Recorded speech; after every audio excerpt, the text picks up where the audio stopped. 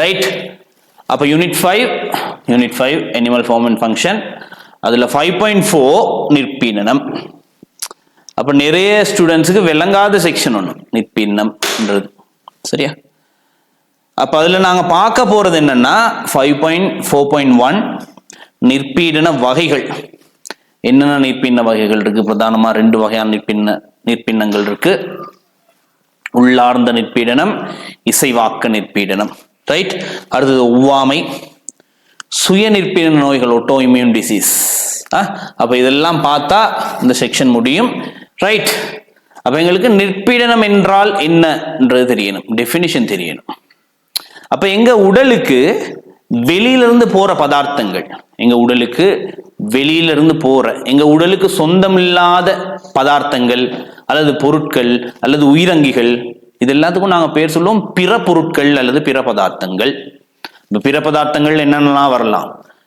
Bacterias வரலாம், ஃபங்கஸுக்கள், வைரசுக்கள், நோய் ஏற்படுத்தக்கூடிய அங்கிகள், இதெல்லாம் பிற பதார்த்தங்கள். வேற மகரந்த மணியில் உள்ள ரசாயன பதார்த்தங்கள், இதெல்லாம் பிற பதார்த்தங்கள். வேற மாற்றி நடப்பட்ட இழையங்கள். மாற்றி நடப்பட்ட இழையங்கள்னா இழையங்களை நடுவாங்களா? அது அப்படியே இங்கிலீஷ்ல இருந்து டிரான்ஸ்லேஷன் வந்த ஒரு இங்கிலீஷ்ல இருந்து அப்படியே நேரடியாக டிரான்ஸ்லேட் பண்ணப்பட்டிருக்கு. எப்படி? டிரான்ஸ்பிளான்டட் டிஷ்யூன்னு சொல்லுவாங்க. மாற்றி நடப்பட்ட இழையங்கள். என்னென்ன எங்களுக்கு மாற்றி நடப்பட்ட இழையங்கள் இருக்குன்னு நீங்க நினைக்கிறீங்க? என்னென்ன மாற்றி நடப்பட்ட இழையங்கள் இருக்கலாம் எங்க உடல்ல? குருதி கலன்கள், நாடி, நாளம் மாற்றீடு செய்யலாம். தோல் மாற்றீடு செய்யலாம். தெரியுமா? பிளாஸ்டிக் சர்ஜரி எல்லாம் செய்யும் போது தோல் மாற்றீடு செய்யலாம். கசீலயம் மாற்றீடு செய்யலாம். எப்படி? அந்த ஆர்த்ரைட்டிஸால பாதிக்கப்பட்ட ஆட்களுக்கு இந்த ஜாயின்ஸ் 2 எண்புகளும் ஒன்னோட ஒன்று ஜாயிண்ட் ஆகும் தானே, ஏன்னா உரசும் தானே. ஸோ அந்த மாதிரியான சந்தர்ப்பங்கள்ல, சரி, அந்த மாதிரியான சந்தர்ப்பங்கள்ல நாங்கள் டிஷ்யூ டிரான்ஸ்பிளான்டேஷன் செய்வாங்க, கசீலயம் எல்லாம் மாற்றீடு செய்வாங்க. அப்ப இதெல்லாம் பிற பதார்த்தங்கள். இதெல்லாம் பிற பதார்த்தங்கள். இன்னும் நிறைய பிற பதார்த்தங்கள் இருக்கு. அப்ப இந்த பிற பதார்த்தங்கள் எங்க உடலை அடையும். பிற பதார்த்தங்கள் உடல்ல அடைகிற வழிகள் எப்படி? எங்க உடல் ஏற்படுற காயங்களின் ஊடாக பிற பதார்த்தங்கள் எங்க உடலை அடையலாம். காயங்கள். அப்ப காயம் ஒன்று இருக்கும் போது அந்த எங்கட உடல் சூழலுக்கு நேரடியா திறக்கப்படுது. அப்ப இப்ப நேரடியா உடல் திறந்து எங்களுக்கு மேல் நிலையம் பாதுகாப்ப வழங்குது. அப்ப டிஷ்யூ இளைய பாதிப்பு ஏற்படுது நோப்பம், மேல் நிலையம் பாதிக்கப்படுது நோப்பம், அங்க உள்ளுக்கு இருக்கிற தொடுப்பிலையம் அல்லது தோல் வெளிக்காட்டப்படும். மேல் நிலையம் டேமேஜ் ஆனா தோல் வெளிக்காட்டப்படும். ஸோ அந்த காயத்தினூடாக இந்த பிற பதார்த்தங்கள் எங்க உடலை அடையலாம். வேற வெளியிலிருந்து உடலில் ஆக்கிரமிக்கும் நோயாக்கிகள். இந்த நோயாக்கிகள் எப்படியெல்லாம் எங்க உடலை அடையலாம்? சுவாச தொகுதி வழியே போகலாம், உணவு சமீபாட்டு தொகுதி வழியே போகலாம், சிறுநீர் தொகுதி வழியே போகலாம், இனப்பெருக்க தொகுதி வழியே போகலாம். இப்படி நோயாக்கி நுண்ணங்கிகள் எங்க உடலை அடையலாம். அடுத்தது பிற பொருட்கள். பிற பொருட்கள் நான் சொன்ன பிற பொருட்கள் என்னன்னு பிற பொருட்கள். ஸோ இந்த இவங்கள்ட்ட இருந்து, இவங்க 3 பேர்த்திட்டே இருந்து, அப்ப காயங்களினூடாக எங்க உடலுக்கு சில பதார்த்தங்கள் உள்ளுக்கு வரலாம். வெளியிலிருந்து உடலுக்கு வர்ற நோயாக்கிகள்னால எங்க உடல்ல பாதிப்பு ஏற்படும். அதே மாதிரி பிற பொருட்கள்னால பாதிப்பு ஏற்படும். சரியா? அப்ப எங்க உடல்ல காயம் ஒன்று ஏற்பட்டால் அந்த காயத்திலிருந்து எங்க உடல் பாதுகாக்கப்படும். காயத்திலிருந்து எங்க உடல் பாதுகாக்கப்படும். அதே மாதிரி வெளியிலிருந்து நோயாக்கி நுண்ணங்கிகள் வருமா இருந்தா அவங்கள்ட்ட இருந்து பாதுகாப்பு கொடுக்கணும். பிற பதார்த்தங்கள் வருமா இருந்தா அவங்கள்ட்ட இருந்து பாதுகாப்பு கொடுக்கணும். மகரந்த மணி போகுது நோப்பமே, ஏன்னா மகரந்த மணி போகுது நோப்பமே எங்க உடல் உள்ளுக்கு சுவாச தொகுதி வழியே உள்ளுக்கு போகும்போது என்ன நடக்கும்? அதிக அளவு சீதம் சுரக்கப்படும். நிறைய பேருக்கு தடிமண் பிடிக்கும், தும்மல் வரும். இதெல்லாம் என்னது? பாதுகாப்பு பொறிமுறை. பாதுகாப்பு பொறிமுறை. அப்ப நல்ல நிற்பிடனம் என்றால் என்னன்ட்டு விளங்கணும். அப்ப உடலில் ஏற்படும் காயங்கள், வெளியிலிருந்து உடலில் ஆக்கிரமிக்கும் நோயாக்கிகள் மற்றும் பிற பொருட்கள் ஆகியவற்றிலிருந்து உடலை பாதுகாக்கும் பொறிமுறை நிற்பீடனம் எனப்படும். அப்ப நிற்பீடனம் என்றால் என்னன்றது கிளியர் ஆகணும். அப்ப நோயாக்கிகளுக்கு உதாரணம் சொல்லுங்க. நீங்க மைக்ரோபயாலஜில நிறைய நோயாக்கிகள் நீங்க படிப்பீங்க, ரைட்? அப்ப இங்க சில பாக்டீரியாக்கள், பெரும்பாலான பாக்டீரியாக்கள் அல்ல, சில பாக்டீரியாக்கள். எல்லா பாக்டீரியாக்களும் நோய் ஏற்படுத்துமா? இல்லை. ஆனால் எல்லா வைரஸும் நோய் ஏற்படுத்தும். ஞாபகம் வச்சுக்கணும். வைரஸ்கள் கட்டுப்பட்ட ஒட்டுண்ணிகள்னு சொல்லுவோம் நாங்க. ரைட். ஃபங்கஸுக்கள், எல்லா ஃபங்கஸுக்களும் அல்ல, சில ஃபங்கஸுக்கள் நோய் ஏற்படுத்தும். தேமல்ட்டு ஒரு நோய் ஒன்று ஏற்படும் தானே உங்களுக்கு ஏற்படும் தானே, யாருனால ஏற்படுறது? ஃபங்கஸ்னால. அப்ப நோயாக்கிகளுக்கு உதாரணம் தான் தந்திருக்காங்க. சில பாக்டீரியாக்கள், வைரசுக்கள், ஃபங்கஸுக்கள் என்பன பலவித தொற்று நோய்களை ஏற்படுத்தும். இந்த பாக்டீரியானால ஏற்படுற ஒரு தொற்று நோய் உங்களுக்கு சிலபஸ்ல இருக்கு. கேஸ் எக்ஸ்சேஞ்ச், வாயு பரிமாற்றத்தில் படிச்சிருப்பீங்க. என்னது? கசம் மைக்கோபாக்டீரியம் டியூபர்குலோசிஸ்னால ஏற்பட்ட நோய். Right, okay. அப்ப நான் இது சொன்னேன் உங்களுக்கு, மனித உடலினால் அல்லது அங்கிகள உடல்ல பிற பொருட்களாக அடையாளப்படுத்தப்படுபவை என்ன? மகரந்த மணியில் உள்ள ரசாயன பதார்த்தங்கள், நிறைய ஃபீனோலிக் சேர்வைகள், கிளைகோ புரதங்கள் எல்லாம் இருக்கு மகரந்த மணியில. சோ இந்த மகரந்த மணி எங்க உடலுக்கு போயிடுச்சுன்னா அந்த ரசாயன பதார்த்தம் எல்லாம் எங்க உடலை அடையும். சோ பிற பதார்த்தமாக, பிற பொருளாக இனம் காணப்படும். மாற்றம் செய்யப்பட்ட இழையங்கள், நான் சொன்னேன், சில ஆக்களுக்கு தோல் மாற்றம் செய்வாங்க, நாடி நாளம் எல்லாம் மாற்றீடு செய்வாங்க. சில ஆக்களுக்கு இந்த விழிவெண் படலம் மாற்றீடு செய்வாங்க. விழிவெண் படலம் தெரியுமா? கண்ணுல இருக்கு விழிவெண் படலம், அது மாற்றீடு செய்வாங்க. கசியிலையை மாற்றீடு செய்வாங்கன்னு சொன்னேன். சோ இதெல்லாம் மாற்றம் செய்யப்பட்ட இழையங்கள். சில ஆக்களுக்கு அங்கங்கள் மாற்றீடு செய்வாங்க. என்னது? கிட்னி டிரான்ஸ்பிளான்டேஷன் தானே, இதய மாற்று அறுவை சிகிச்சை, இப்படியெல்லாம் ஓர்கன் டிரான்ஸ்பிளான்டேஷன்ஸ் நடக்கும். ஸோ இந்த மாதிரி சந்தர்ப்பங்கள்ல அப்ப அது எங்க உடலால என்னவாக கண்டுபிடிக்கப்படும்? பிற பதார்த்தமாக கண்டுபிடிக்கப்படும். இப்போ ஒருத்தருக்கு கோனியா டிரான்ஸ்பிளான்டேஷன் செய்யறாங்கன்னு வைப்போம், வெளிவெண் படலம் டிரான்ஸ்பிளான்டேஷன் செய்யறாங்கன்னு வைப்போமே. அப்ப அந்த கோனியாவை, விழிவெண் படலத்தை அவரோட நிற்பின்ன தொகுதி எவ்வாறு கண்டறியும் சொல்லுங்க பார்ப்போம்? பிற பதார்த்தமாக கண்டறியும். அப்போ ஒருத்தர் கிட்னி டிரான்ஸ்பிளான்டேஷன் செய்யறாங்கன்னு வைப்போமே, ஏன்னா எனக்கு ஏபி பாசிட்டிவ் பிளட் குரூப், நான் இப்போ யார்கிட்ட இருந்து பிளட் கிட்னியை வாங்கணும்? ஏபி பாசிட்டிவ் உள்ள ஆள்கிட்ட இருந்து வாங்கணும். வாங்கி நான் டிரான்ஸ்பிளான்டேஷன் பண்ணிட்டேன்னு வைப்போம். அப்போ பிளட் குரூப் சேம் தானே, அப்போ இது எப்படி பிற பதார்த்தமாக இனம் காணாதா அப்படின்றதெல்லாம் இல்லை, கண்டிப்பாக பிற பதார்த்தமாக இனம் காணும். சரியா? அப்போ இந்த கிட்னி டிரான்ஸ்பிளான்டேஷன் அல்லது ஓர்கன் டிரான்ஸ்பிளான்டேஷன் யாரும் செஞ்சிருப்பாங்களா இருந்தால், பைபாஸ் சர்ஜரி எதுவும் செஞ்சிருப்பாங்களா இருந்தால், என்ன பைபாஸ் சர்ஜரி? ஒரு பிளட் வெசல் அடப்பட்டிருக்கும், அந்த பிளட் வெசல்ல வெட்டிட்டு வேற போடுறது தானே. அதே மாதிரி இன்னும் ஒரு டிஷ்யூ டிரான்ஸ்பிளான்டேஷன் செய்வாங்க, இந்த வேல்வ் டிரான்ஸ்பிளான்டேஷன். வால்வுகள் சில ஆக்கள் சரியா தொழிற்படாம போயிடும். அப்ப வேல்ஸை கொண்டு வந்து ஃபிக்ஸ் பண்றது. ரைட், இப்ப நான் கதைக்கு வரேன். கிட்னி டிரான்ஸ்பிளான்டேஷன் செஞ்சுட்டாங்க தானே. அப்ப எனக்கு அந்த கிட்னியை என் நிற்பின்ன தொகுதி எவ்வாறு இனம் காணும் சொல்லுங்க பார்ப்போம்? பிற பதார்த்தமாக இனம் காணும்.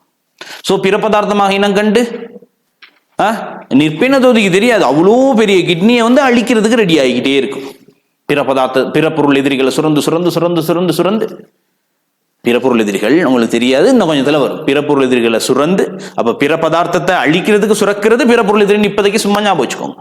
சரியா? சுரந்து அழிக்க ட்ரை பண்ணிக்கிட்டு இருக்கும். அப்ப என்ன செய்வாங்கன்னா, அந்த டிரான்ஸ்பிளான்டேஷன் செஞ்ச ஆட்களுக்கு எங்களோட நிற்பின்ன தொகுதியை டவுன் பண்றதுக்கு மருந்து கொடுப்பாங்க. சொல்ல இல்லைங்களா? அப்ப கிட்னி டிரான்ஸ்பிளான்டேஷன் பண்ணி நிற்பின்ன தொகுதி வந்து கிட்னியை அழிச்சு டேமேஜ் பண்ண மாதிரி தான் டிரான்ஸ்பிளான்டேஷன் பண்ணதுக்கே அர்த்தம் இல்லையே. அப்ப என்ன செய்யணும்?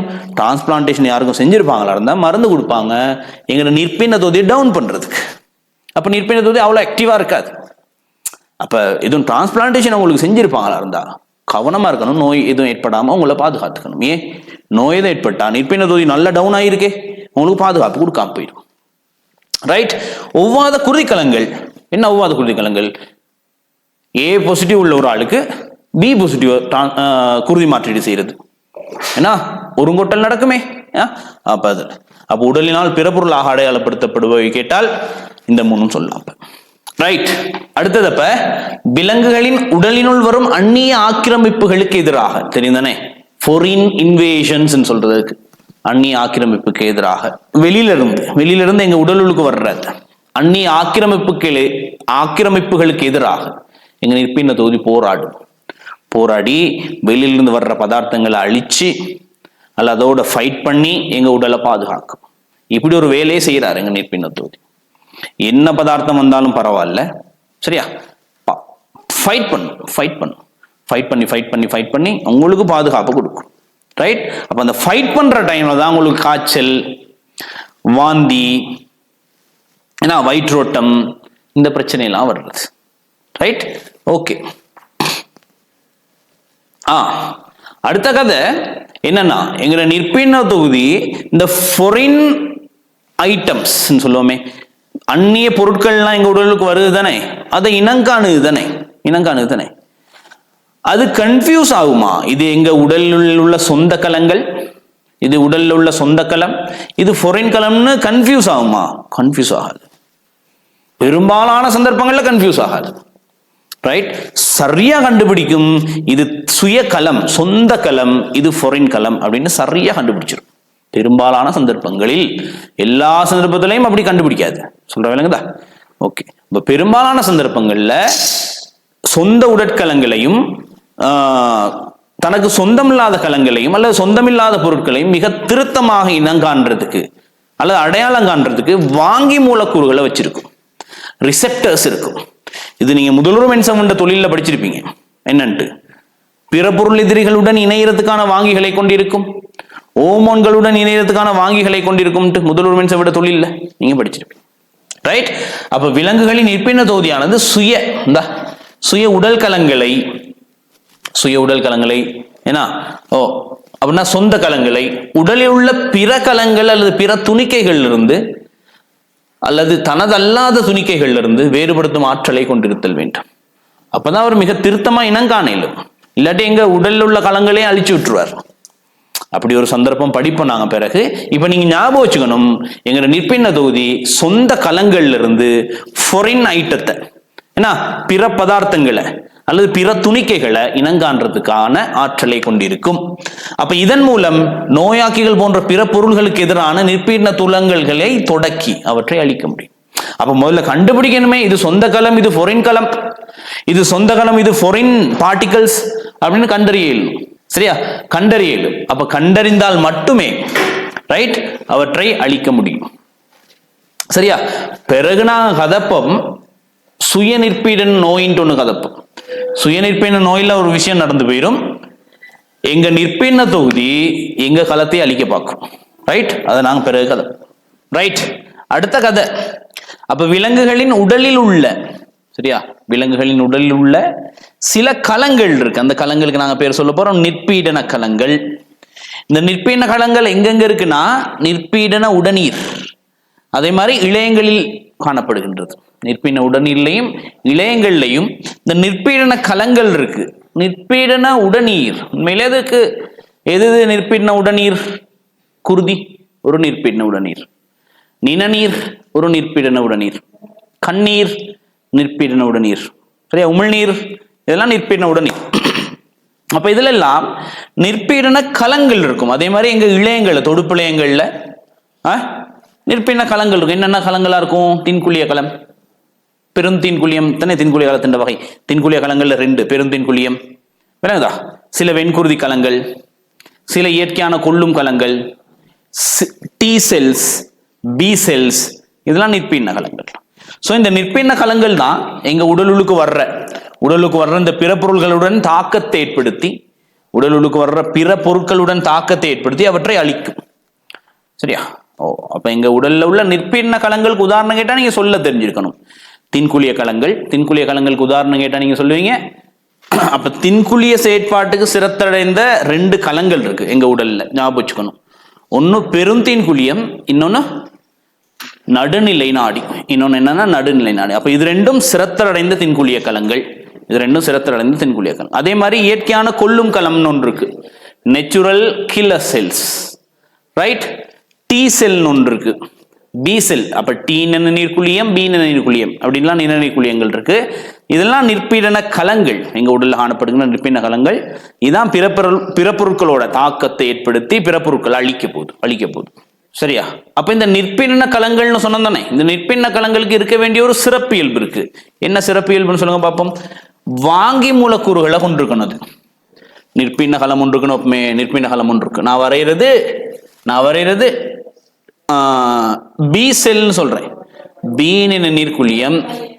இந்த பி நீர்க்குழியத்தின் களத்தின் மேற்பரப்புல வாங்கி மூலக்கூறு இருக்கும். அப்படி சரியா? வை ஷேப்ல வாங்கி மூலக்கூறு இருக்கும். வை ஷேப்ல வாங்கி மூலக்கூறு இருக்கும். சரியா? இந்த வாங்கி மூலக்கூறு தான் உடலுக்கு வர்ற பிற பொருளோட தாக்கத்தை ஏற்படுத்தும். அப்ப நிற்பீன கலங்களுக்கு ஒரு சிறப்பியல்பு இருக்கணும். என்ன நிற்பீன கலங்களுக்கு இருக்க வேண்டிய சிறப்பியல்பு? வாங்கி மூலக்கூறுகளை ஒன்று இருக்கணும். இது வாங்கி மூலக்கூறுகள் டெவலப் பண்ணும். வாங்கி மூலக்கூறுகளை டெவலப் பண்ணும் அப்படின்னா உருவாக்கும். வாங்கி மூலக்கூறுகளை உருவாக்கும். சரியா? நோயாக்கிகளுக்கு ஏற்ப வாங்கி மூலக்கூறுகள் அது உருவாக்கும். படிப்போம் இதெல்லாம் எப்படின்றதெல்லாம் படிப்போம் நாங்கள்.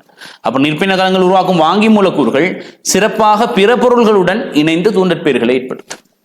அப்ப அப்படி ஒரு படம் ஒன்று இருக்கும், உங்களுக்கு காட்டுறேன். சரியா? டி செல் எப்படி அல்லது பி செல் எப்படி இந்த பிற பொருளோட தாக்கம் அடையுது. ரைட்? அப்ப இது ஒரு நிற்பின கலம். பி செல். இது பி நிணநீர் குழியம். பி நிணநீர் குழியத்துல முதலுரிமை சொல்ல பாருங்க இருக்கு அந்த பிற பொருள் எதிரியாக்கி வாங்கி என்ன வாங்கி. அப்ப ஆன்டிஜன் ரிசெப்டர்ஸ்ன்றது பிற பொருள் எதிரியாக்கி வாங்கி. இந்த பிற பொருள் எதிரியாக்கி வாங்கி தான் பெத்தஜன் சொல்ற நோயாக்கியோட இணைய போதுண்டா. இணைய போது இணைஞ்சு இந்த நோயாக்கியை அழிக்கும். எப்படி அழிக்கும் கதைப்போம் நான் கொஞ்சம் பிறகு கதைப்போம். அப்ப நிற்பீன கலங்கள் பிற பொருளோட தாக்கம் அடைகிறதுக்கு பிற பொருளை இனங்கான்றதுக்கு என்னதை கொண்டிருக்கும்? வாங்கி மூலக்கூறுகளை கொண்டிருக்கும். Very specific. சரிதானே? Very specific. சரியா? பொதுவான சில வாங்கிகளையும் கொண்டிருக்கும், மிக திருத்தமான சில வாங்கிகளையும் கொண்டிருக்கும். என்ன பொதுவான வாங்கிக்கும் திருத்தமான வாங்கிகளுக்கும் இடையில உள்ள வேறுபாடு? பொதுவாக பாக்டீரியா ஒன்று வந்துருச்சு. நோப்பமே பாக்டீரியா ஒன்று உங்கள் உடல் உள்ளுக்கு வந்துருச்சு. சால்மோனெல்லா டைஃபி அல்லது மைக்கோபாக்டீரியம் டியூபர்குலோசிஸ் ஒரு பாக்டீரியா வந்துருச்சு. இப்போ பாக்டீரியாவை பொதுவாக இனங்கான்றதுக்கு ஒரு வாங்கியை கொண்டிருக்கும். அது பொதுவாக இனங்கான்ற. ஃபங்கஸ் ஒன்று வந்தால் ஃபங்கஸ் இனங்கான்றதுக்கு ஒரு ஒரு வாங்கி அப்படி இருக்கும். அப்படி நீங்க ஞாபகம். சில சந்தர்ப்பங்கள்ல வந்தது மைக்கோபாக்டீரியம் டியூபர்குலோசிஸ் தான் அப்படின்ட்டு இனங்கான்றதுக்கான வாங்கியும் கொண்டிருக்கும். விளங்குதா? அப்ப அது அந்த வாங்கி யாரை மட்டும் இனம் காணும் சொல்லுங்க? மைக்கோபாக்டீரியம் டியூபர்குலோசிஸ் மட்டும்தான் இனம் காணும். விளங்குதா? மைக்கோபாக்டீரியத்துல வேறொரு ஸ்பீசிஸ் வந்தா இனம் காணாது. மைக்கோபாக்டீரியம் என்பது சாதி தானே. அப்ப மைக்கோபாக்டீரியம் டியூபர்குலோசிஸ் என்பது ஒரு இனம். வேறொரு இனம் ஒன்று வருமா இருந்தா இனம் காணலாம் போகும் அந்த வாங்கியை வச்சு. சரியா? அப்ப பொதுவான வாங்கிகளையும் கொண்டிருக்கும், மிக அந்த ஸ்பெசிபிக்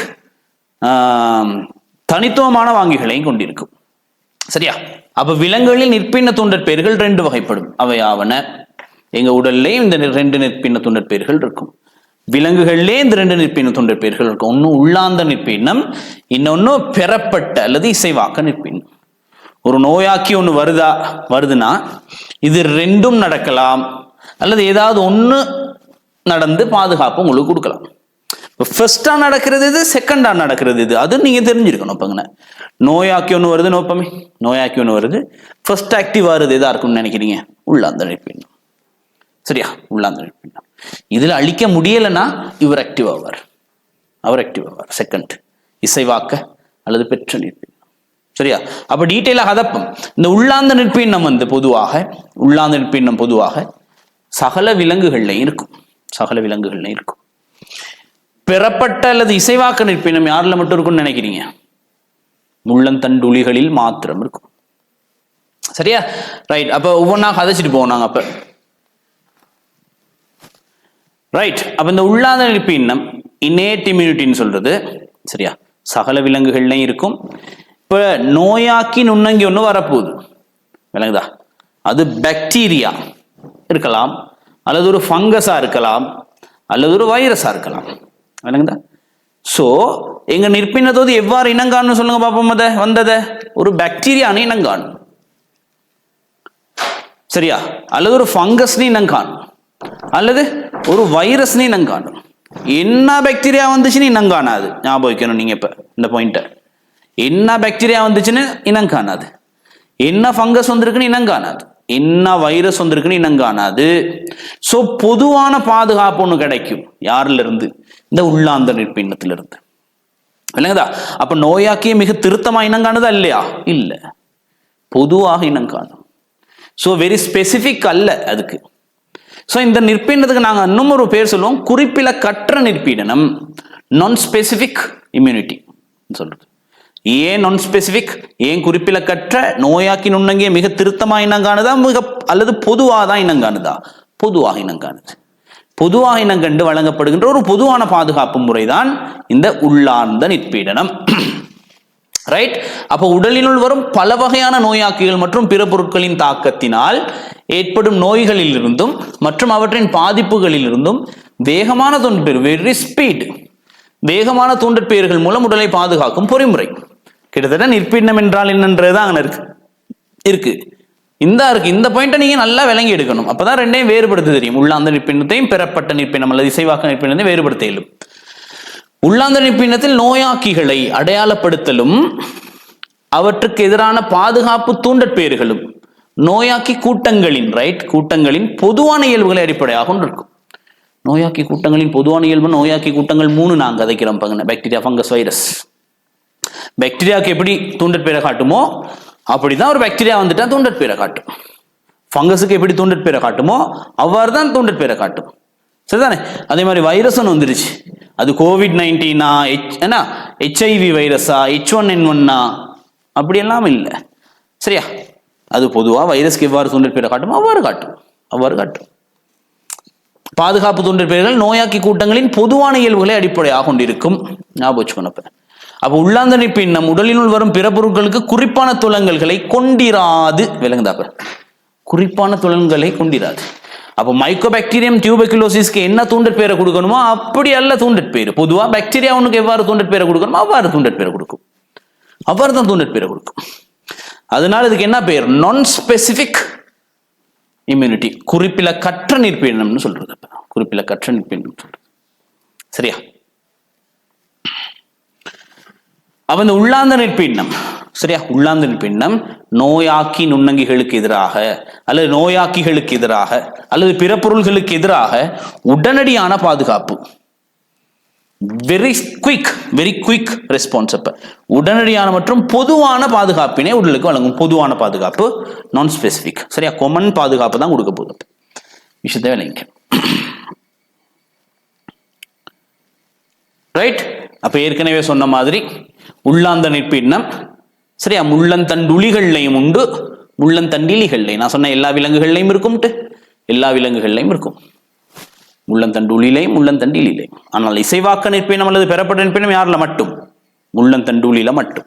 ரெண்டையும் வேறுபடுத்துறது ஒரு ஸ்ட்ரக்சர் ஒன்றுக்கு நீங்க ரெடி ஆகும். உள்ளாந்த நிற்பின்னத்தையும் இசைவாக்க நிற்பின்னத்தையும் அல்லது பெற்ற நிற்பின்னத்தையும் வேறுபடுத்துக, அப்படி ஒரு ஸ்ட்ரக்சருக்கு ரெடி ஆகும். ரைட்? அப்ப இந்த உள்ளாந்த நிற்பின்னத்தையும் நாங்கள் ரெண்டா பிரிக்க போறோம். உள்ளாந்த நிற்பின்னத்தை ரெண்டா பிரிக்க போறோம். முதலாவது உள்ளாந்த நிற்பின்னத்தின் புற பாதுகாப்பு அல்லது வெளிப்புற தடை பாதுகாப்புன்னு சொல்லுவோம். சரியா? உள்ளாந்த நிற்பின்னத்தின் புற பாதுகாப்புகள் அல்லது புற தடை பாதுகாப்புகள், எக்ஸ்டர்னல் பேரியர்ஸ் சொல்லுவாங்க. அதை வெளிப்புற தடை பாதுகாப்பு. அடுத்து உள்ளாந்த நிற்பின்னத்தின் அக பாதுகாப்பு பொறிமுறைகள். சரியா? இவங்க ரெண்டையும் நீங்க நல்லா விளங்கணும். இந்த உள்ளாந்த நிற்பின்னத்தின் வெளிப்புற தடை பாதுகாப்பு அல்லது புற பாதுகாப்பு என்றால் என்னன்னா, நோயாக்கி நுண்ணங்கி எங்க உடலை அடைகிறத தடை செய்யறது. சரியா? நோயாக்கி நுண்ணங்கி எங்க உடலை அடைகிறத தடை செய்யறது. எப்படியாவது வரப்பாக்கும், வராம எங்க பொடி அதுக்கு பாதுகாப்பு கொடுக்கும். அதுக்கு ஏற்றாற் போல எங்க உடல் இசைவாக்கப்பட்டிருக்கும். அப்படிதான் எங்க உடல் டிசைன் ஆகியிருக்கும். அப்ப வெளிப்புற தடை பாதுகாப்புல என்ன நடக்குதுன்னு பார்ப்போம். சரியா? வெளிப்புற தடை பாதுகாப்புக்கு இன்னும் ஒரு பேரை சொல்லுவாங்க, முதல் வரிசை பாதுகாப்பு, primary first line of protection.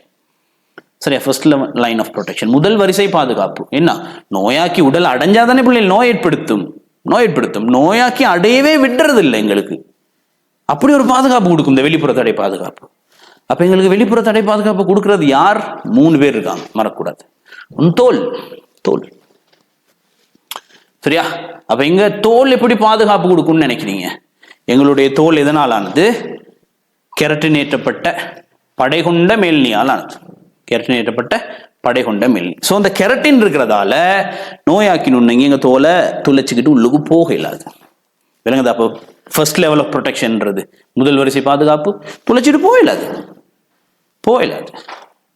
சரி? அப்ப தோல் கெரட்டினேற்றப்பட்ட மேல்நியால் இருக்கிறதால அந்த மேலணியை துளைச்சிக்கிட்டு யாருக்கு போக கஷ்டம்? நுண்ணங்கிக்கு போக கஷ்டம். ஒன்னாவது கதை, தோல் எப்படி பாதுகாப்பு கொடுத்துச்சு. அதே மாதிரி இந்த தோல்ல இருக்கிற அந்த கெரட்டினேற்றப்பட்ட படைகொண்ட செதில் மேல்நி, இந்த மேல்நி கலங்கள் தோல்ல இருந்து உதிர்ந்து அகற்றப்பட்டுக்கிட்டு இருக்குமா இல்லையா? உதிர்க்கப்படுமா இல்லையா? இப்படி செய்யும் போது நிறைய கலங்கள் ரிமூவ் ஆகுமா இல்லையா? அப்ப எங்க உடல்ல ஒட்டி இருக்கிற நோயாக்கி நுண்ணங்கியும் எங்க தோல் அகற்றப்பட அதோட சேர்ந்து நுண்ணங்கியும் போய் சேர்ந்துடும். அப்ப தோல் 2 முறையில உங்களுக்கு பாதுகாப்பு கொடுத்துச்சு. சரியா? ஓகே. அடுத்தது சீதமென் செவ்வு. சீதம் என்ன மேல்நிலையத்தின் அமைவிடம்லாம் தெரியும். உடலை போர்த்திருக்கும், உள்ளான வெளியான அங்கங்களை அணையிட்டு காணப்படும்லாம் படிச்சிருக்கீங்க. சீதம் எப்படி இருக்கும்? எங்களோட உணவு கால்வாய்டு அகவணி, சுவாச சுவட்டுட அகவணி, குருதி சுற்றோட தொகுதிட அகவணி, சிறுநீர் தொகுதிட அகவணி, ஏன்னா இனப்பெருக்க தொகுதிட அகவணி, இன்டர்னல் லைனிங். ஏன்னா நீங்க மூச்சு எடுக்கிறீங்க, மூச்சு எடுக்கிறீங்க, அந்த அந்த வழி அசைகிற பாதை இருக்குதானே, வழி அசைகிற பாதை என்னத்தாலானது? சீதமென்சவாலானது. சீதமென்சவாலானது. உணவு கால்வாய், இந்த உணவு டச் பண்ணிக்கிட்டே போற பாதை சீதமேல்னியாலானது, சீதமென்சவாலானது. ரைட்? அப்ப அந்த சீதமென்சவ் என்ன செய்யும்? சீதத்தை சுரக்கும். அந்த சீதம் உங்களுக்கு பாதுகாப்பை கொடுக்கும். எப்படின்றத பார்ப்போம். ரைட்? அடுத்தது வேறுபட்ட அங்கங்கள்ல சுரக்கின்ற சுரப்புகள். என்னென்ன சுரப்புகள் இருக்கு? வியர்க்குது எங்களுக்கு, அது ஒரு சுரப்பு. வியர்வையில் உள்ள அமிலத்தன்மை நோயாக்கி நுண்ணங்கிய கொல்லும். சொல்லவேங்களா? அமிலத்தன்மை ஒண்ணு. அதே மாதிரி எங்க உடல்ல நெய் சுரப்புகள் இருக்கு. நெய் சுரப்புகள், ஆயில் சிக்ரீஷன்ஸ் இருக்கும் தானே எங்க உடல்ல. என்ன சிபேஷியஸ் கிளாண்ட் ஒன்று இருக்கு, நெய் சுரப்பின் ஒன்று எங்களோட தோல்ல. அவரு ஆயில் ஒன்று சுரக்கும், அது தெரியுமா உங்களுக்கு? நான் முகத்துல ஆயில் இருக்கும், ஆயிலி ஸ்கின் அப்படின்லாம் சொல்லுவாங்க. ஏன்னா அதுவும் அமிலத்தன்மையானது, நுண்ணங்கியில கொள்ளும். எங்களோட உமிழ்நீர் நுண்ணங்கியில கொள்ளும். உமிழ்நீர்ல உள்ள ரசாயன பதார்த்தம் நுண்ணங்கிகளை கொள்ளும். என்ன லைசோசைம் இருக்கு உங்களுக்கு தெரியும். ஏன்னா லைசோசைம் பாக்டீரியா கலச்சூரை டேமேஜ் பண்ணணும்னு படிச்சிருக்கீங்க. அதே மாதிரி கண்ணீர்ல இந்த லைசோசைம்ஸ் இருக்கும், நுண்ணங்கிகளை கொள்ளும், பாக்டீரியாக்களை ஸ்பெஷலா. ரைட்? அப்ப ஒவ்வொன்றா பார்ப்போமே. அப்ப இந்த தோல், சீதமென்சவ்வு, வேறுபட்ட அங்கங்கள்ல சுரக்கின்ற, அப்ப தோல், சீதமென்சவ் வேறுபட்ட அங்கங்கள்ல சுரக்கும் சுரப்புகள் என்ன செய்யும்? உங்களுக்கு பௌதீக பாதுகாப்பை வழங்கும். அதே மாதிரி ரசாயன பாதுகாப்பை வழங்கும். தோல் ஒரு பௌதீக தடை, சீதமென்சவ் ஒரு பௌதீக தடை. ஏன்னா அப்ப உமிழ்நீர் இருக்கிற லைசோசைம் ஒரு ரசாயன தடை பாதுகாப்பை வழங்கும். கொல்லும். எதை கொல்லும்? பாக்டீரியா கொல்லும், கலச்சூரை டேமேஜ் பண்ணி. அப்ப மனித தோல் பாப்போம். நான் சொன்னதை வாசிப்போம். மனித தோல் பல படைகளை கொண்ட கலங்களால் ஆக்கப்பட்டு கெரட்டினேற்றப்பட்ட மேற்றோலினையும் கொண்டிருப்பதனால் நுண்ணங்கிகள் உள்ளே நுழைவதற்கு இது முக்கியமான பௌதிக தடையாக இருக்கும். ஸோ காயம் ஏற்பட்டால் நுண்ணங்கி போறதுக்கான சான்சஸ் கூட. ஏன்னா மேல்நிலையம் டேமேஜ் ஆயிடுச்சே, ஸோ ஈஸியா போகலும். இது மட்டுமின்றி நாளடைவில் உதிரும் மேற்றோல் கலங்கள், நான் சொன்னேன் தொடர்ந்து அகற்றப்படும் மேற்றோல் கலங்கள் தோலின் மேற்புறத்தில் உள்ள நுண்ணங்கிகளை உள்ளிருந்து வெளியேற்றும். அப்ப மேற்றோல் கலங்கள் அகற்றப்பட அதோடு சேர்ந்தே நம்பிடும், நுண்ணங்கிகளும் போய் சேர்ந்துடும். அடுத்தது சீதமென்சவ்வு. உடல் அறைகளை அடலிட்டு, சரியா, உடல் அறைகளை படலிட்டு பாதுகாத்து அங்கு பெரும்பாலான நுண்ணங்கிகள் நுழைறதுக்கு பௌதிக தடை ஏற்படுத்தும். எல்லா நுண்ணங்கி நுழைறதுக்கும் இல்ல, பெரும்பாலான நுண்ணங்கிகள். அப்ப நுண்ணங்கிகள் உக்கிரத்தன்மை அதிகமா இருந்தால், நுண்ணங்கிகளுக்கு உட்புகும் ஆற்றல்லாம் இருக்குமா இருந்தால், இதெல்லாம் மைக்ரோபயாலஜியில படிக்க வேண்டிய டேர்ம்ஸ், உட்புகும் ஆற்றல், உக்கிரத்தன்மை எல்லாம், சரியா? அப்படி உக்கிரத்தன்மை கூடிய நுண்ணங்கிகள் எதுவும் இருக்குமா இருந்தால் அது ஈஸியா போகும், உங்க உடலுக்கு ஈஸியா போகும். அதனாலதான் பெரும்பாலான நுண்ணங்கிகள் நுழைறதுக்கு பௌதிக தடை ஏற்படுத்தும். சுவாசப்பாதை, சமீபாட்டு சுவடு, இனப்பெருக்க பாதை, சிறுநீர பாதை எல்லாம். அப்ப சீதமென்சவ் என்னத்தை உற்பத்தி செய்யும்? சீதத்தை உற்பத்தி செய்யும். இந்த சீதம் என்ன செய்யும்? நுண்ணங்கிகளையும் துகள்களையும். இது நீங்க கேஸ் எக்ஸ்சேஞ்சிலே படிச்சிருப்பீங்க, வாயு பரிமாற்றத்திலே படிச்சிருப்பீங்க. போற தூசுக்கள் சீதத்துல ஒட்டிக்கும். ஏன்னா அப்ப பிசிர் இருக்குமே. அப்ப இதான் களமா இருந்தால் ஏன்னா மேல பிசிறுகள் இருக்கும், கலங்களுக்கு மேல பிசிறுகள் இருக்கும். அப்ப இதுக்கு மேலதான் சீதம் இருக்கும், இதுக்கு மேலதானே சீதம் இருக்கும். அப்ப தூசுக்கள், சீதம். அப்ப இதுக்கு மேலதான் தூசுக்கள், நோயாக்கி நுண்ணங்கி எல்லாம் ஒட்டிக்கொள்ளும். பிசிறடிப்பு நடந்து அந்த தூசுக்களையும் நோயாக்கி நுண்ணங்கிகளும் மேல் நோக்கி கொண்டு வருமா இல்லையா? கொண்டு வரும். அது தொடர்ந்தும் போகாம தடுக்கும். இந்த சீதமென்சவும் பிசிறுகளும் உங்களுக்கு பாதுகாப்பு வழங்கும். அப்ப சீதமென்சவ் உற்பத்தி செய்யும் சீதம் நுண்ணங்கிகளையும் துகள்களையும் ஒட்டச் செய்து உட்செல்லாமல் தடுக்கும். அதே மாதிரி சுவாச பாதையில் உள்ள பிசிறு கொண்ட மேலணி கலங்கள் அவை மேல் நோக்கி செல்லாமல் தடுக்கும். விஷயத்தை விளங்கணும். நாங்க எங்க உடல்னா கீழே போறதா இல்லைனா அந்த சுவாச சுவட்டுல மேலும் போறதை தடுக்கும் தான் சொல்லப்படுது. அவை மேல் நோக்கி செல்லாமல் தடுக்கும். நாங்க இருமுவோம், தும்முவோம். அப்ப இருமுதல் தும்முதல் மூலம் சீதத்துடன் நுண்ணங்கிகள் சுவாச பாதையில் செல்லுவதை தடுக்கப்பட்டு உடலை விட்டு விரைவாக வெளியேற்றப்படும். இப்ப நீங்க இருமுறீங்கன்னா நுண்ணங்கி வருது வெளியில, போன தூசுக்கள் வருது வெளியில, நுண்ணங்கி மட்டுமல்ல தூசுக்கள் வெளியில வரும்.